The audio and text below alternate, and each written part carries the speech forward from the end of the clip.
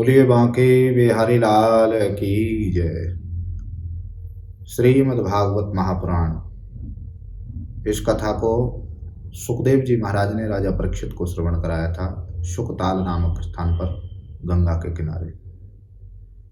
सर्वप्रथम ब्रह्मा जी ने 4 श्लोक नारद जी को प्रदान किए थे, जिसको चतुर्श्लोकी भागवत कहते हैं। उसके पश्चात में फिर नारद जी ने चतुर श्लोकों को व्यास जी को प्रदान किया था। फिर व्यास जी ने इन 4 श्लोकों का खंडन किया और इनको 18,000 श्लोकों में वर्णित कर दिया। इस श्रीमद् भागवत कथा के अंतर्गत में 18,000 श्लोक हैं, 12 स्कंद हैं, यानी कि 12 स्कंद, और 365 अध्याय हैं। इसका जो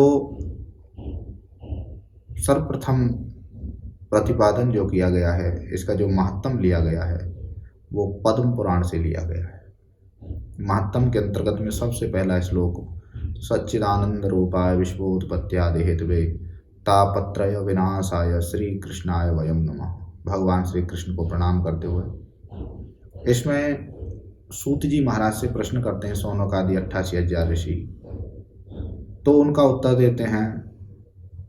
इसमें महत्तम के अंतर्गत में बताया गया है सर्वप्रथम में ही कि सुखदेव जी महाराज जब राजा परीक्षित को कथा सुना रहे थे तो देवता अमृत का कलश लेकर के आए थे, लेकिन सुखदेव जी ने अमृत के कलश को लौटा दिया और भागवत को देवताओं को सुनाने से मना कर दिया।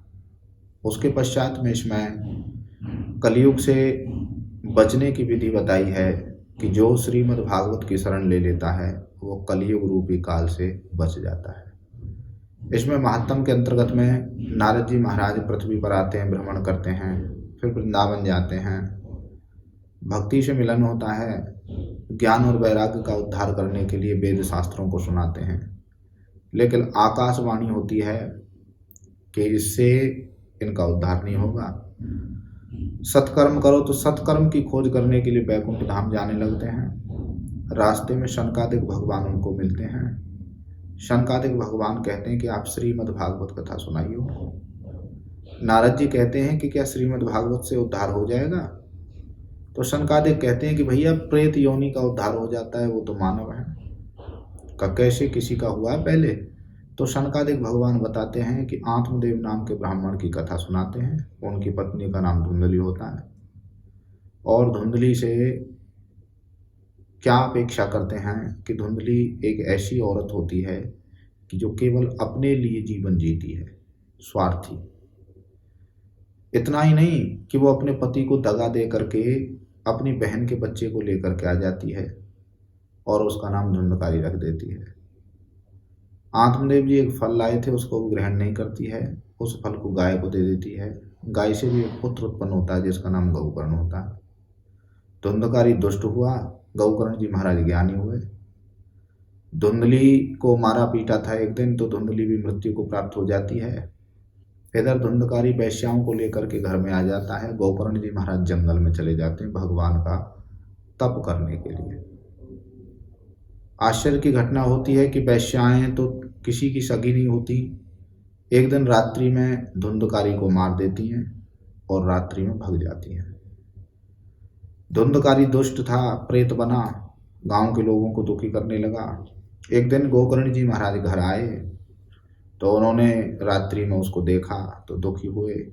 प्रातःकाल सूर्य नारायण भगवान की प्रार्थना की। सूर्य भगवान ने उपदेश दिया कि आप अपने भाई को भागवत कथा सुनाएं। फिर गोकर्ण जी महाराज ने धुंधकारी को भागवत कथा सुनाई, धुंधकारी का उद्धार हुआ। तो नारद जी महाराज इतना सब सुन करके शनकादिक भगवान से फिर वृंदावन जाते हैं और ज्ञान वैराग्य को श्रीमद् भागवत कथा सुनाते हैं और उनका उद्धार हो जाता है। बोलिए बांके बिहारी लाल की जय। ये महत्तम की कथा श्रीमद् भागवत की।